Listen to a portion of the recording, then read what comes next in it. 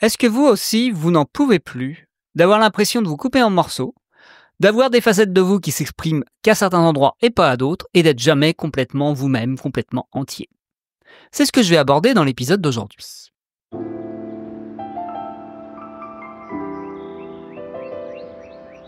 Bienvenue dans Ose être toi, un podcast pour se lâcher la grappe et sortir de la quête d'idéal du développement personnel. Si vous aussi, vous voulez juste être vous et arrêter de vous battre avec vous-même, bienvenue. Je suis Pierre Devos, psycho-énergéticien et explorateur de la vie, et je vous accompagne ici et ailleurs pour réapprendre à vous aimer et aimer la vie. Bonjour à tous et heureux de vous retrouver pour ce nouvel épisode. Après quelques semaines de pause, parce que oui, j'avais besoin de prendre du recul, de voir comment j'avais envie de le faire évoluer et de voir aussi ce que j'avais envie d'y mettre maintenant. Et j'ai envie pour cette année d'y mettre encore plus de moi, mais surtout d'avoir une audience un peu plus grande. Parce que me limiter à une dizaine d'écoutes par semaine, c'est bien, voilà. Sans communication, c'est pas mal, mais j'ai envie d'interaction. J'ai envie aussi de répondre à vos questions. Donc n'hésitez pas, si vous avez des envies, des sujets que vous aimeriez que j'aborde, de m'envoyer un mail à pierre@osetretoi.fr ou sur les réseaux sociaux, parce que oui, je suis de retour sur les réseaux sociaux. C'est aussi la grande nouvelle de cette année. Je me suis enfin décidé à y retourner, à ma manière. Et le sujet du jour va être à ce sujet-là d'ailleurs. Arrêtez de se couper en morceaux. Qu'est-ce que je veux dire par là ? Ça résonne beaucoup avec mon processus là de ce mois de janvier. C'est arrêter de vouloir être autrement que je suis et arrêter de me dire que dans certains rôles, dans certaines activités, dans certains environnements, je dois mettre en avant plus cette facette que celle-là. En gros, qu'il y a des facettes qui sont adaptées à certains environnements et pas à d'autres. Dire par exemple que j'ai pas le droit d'avoir ma facette sensible dans des entretiens d'embauche, que j'ai pas le droit par contre d'avoir ma facette compétitif dans un côté relationnel et amical, voilà. Et pourquoi pas ? Et pourquoi je pourrais pas juste être entièrement moi, être entier dans tout ce que je fais ? Et c'est un peu ce que je me rendais compte sur mes partages sur les réseaux sociaux ou le podcast. Je me rendais compte qu'en voulant avoir une plus grande audience sur le podcast, j'étais encore en train de me remettre dans un automatisme de « il faut que je me déforme pour ne pas trop déranger, pour être acceptable », on va dire. Tant qu'il n'y avait pas d'auditeurs, tant qu'il y avait que c'était juste pour moi, j'avais le droit d'être entier. Tant que j'étais...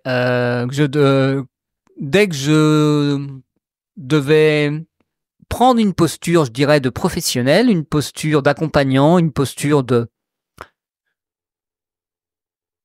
sérieux, on va dire, j'avais besoin, je me racontais qu'il fallait que je gomme certaines de mes facettes.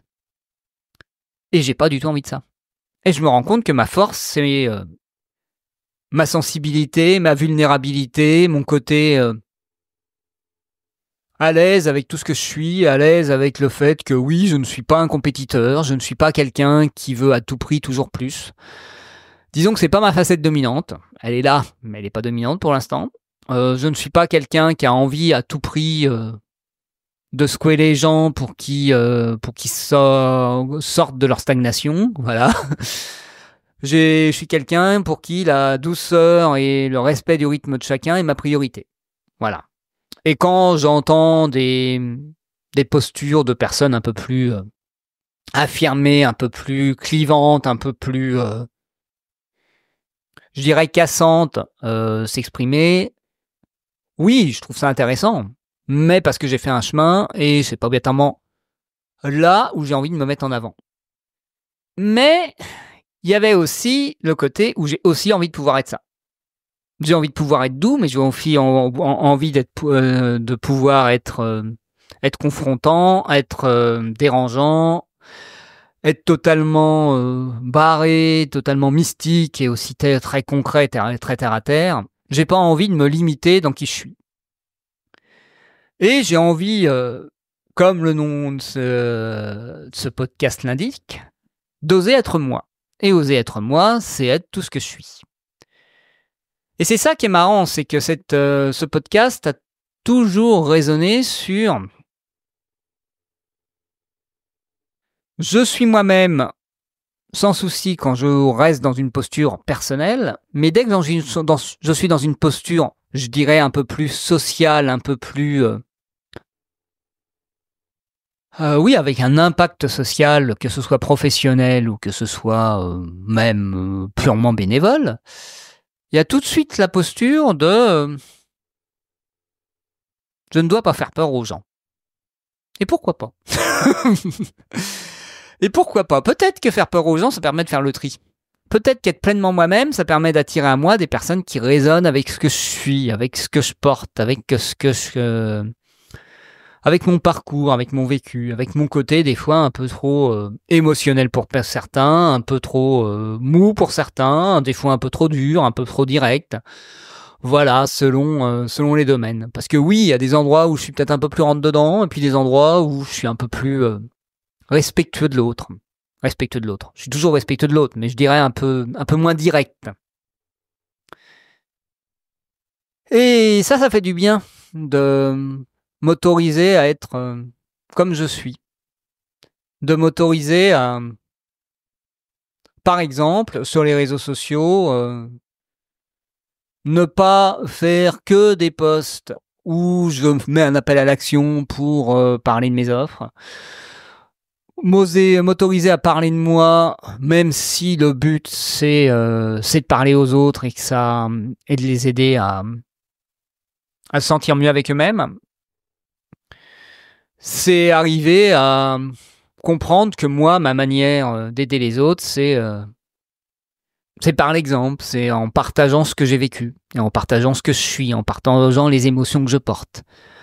Et pas avec une posture de professionnel qui donne des conseils techniques, qui explique plein de choses théoriques. Quand quelqu'un me parle de connaissances, ça me casse les pieds. Voilà. Je préfère que les gens me parlent de ce qu'ils ont vécu.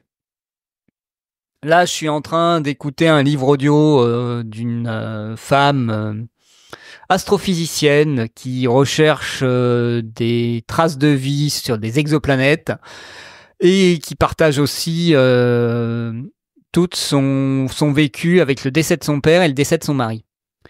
Et ça me parle beaucoup plus, ça me fait beaucoup plus, réfléchir sur moi que quelqu'un qui m'aurait donné en 15 leçons le moyen d'être heureux. Voilà. Et je me rends compte que c'est comme ça, moi, que je bouge. C'est par l'exemple. Mais je ne m'étais jamais dit que c'était quelque chose d'acceptable et de souhaitable dans une posture professionnelle. Ce qu'on m'a seriné pendant des années avec le côté psychologique où il faut mettre de la distance avec son patient, où il faut pas trop donner de soi, où il faut pas trop parler de soi, où il faut pas trop créer de liens personnels. Et pourquoi pas? Certes, faut arriver à poser des limites. Certes, faut pas rentrer dans une relation dysfonctionnelle. Mais on est dans de l'humain. J'ai envie de dire putain, je vais le dire. Et l'humain, c'est aussi du lien, c'est aussi de la proximité, c'est aussi de l'intimité. Voilà. Et moi, j'ai envie de créer une relation intime, certes, avec une distance, certes, avec des limites, avec les personnes que j'accompagne. Et ça, c'est quelque chose que je m'autorisais pas. J'ai aussi envie d'ouvrir les personnes à un certain imaginaire.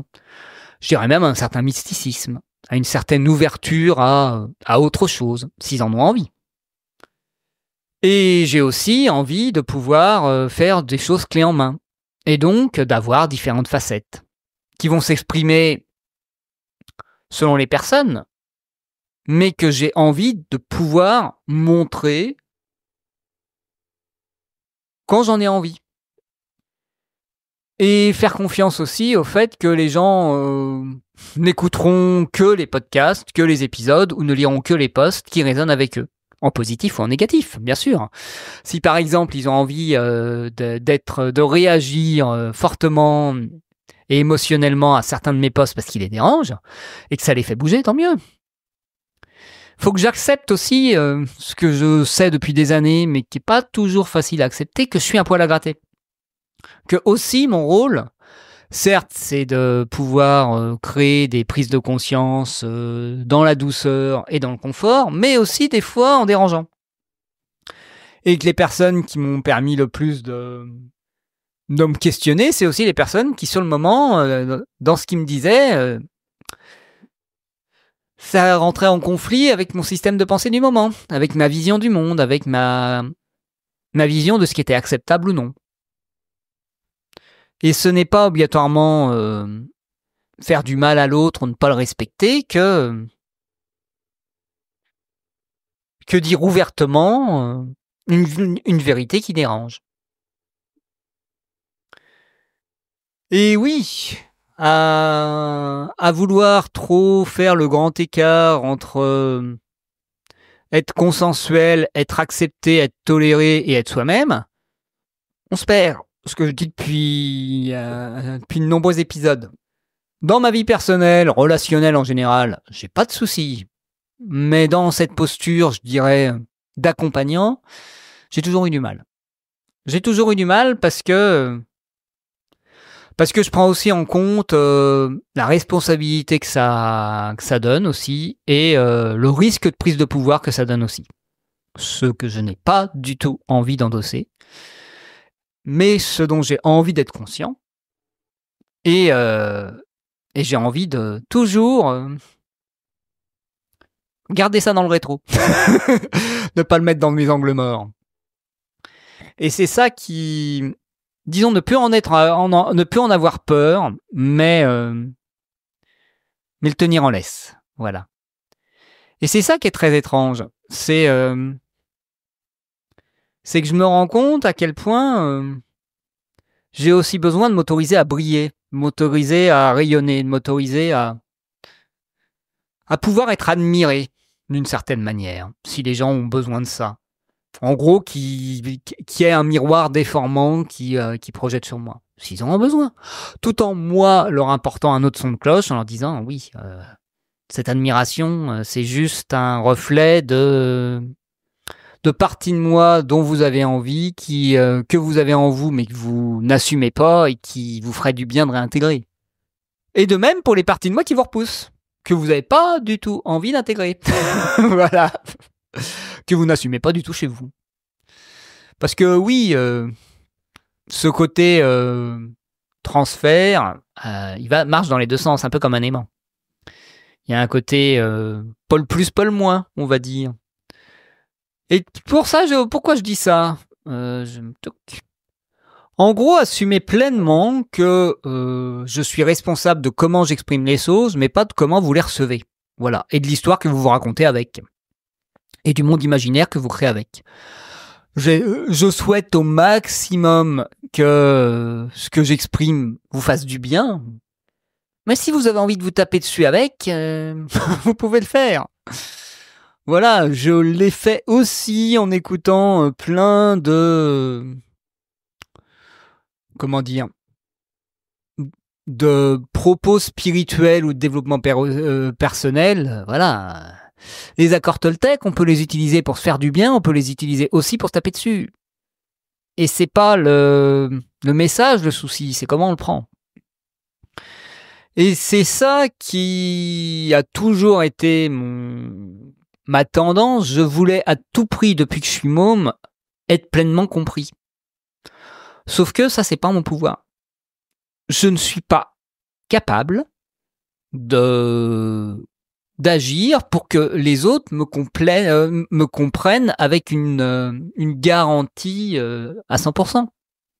Ça ne dépend pas uniquement de moi. Et en acceptant ça, ce qui compte, c'est est-ce que moi, je suis à l'aise avec comment je m'exprime et est-ce que je le vis bien aussi. Et là, franchement...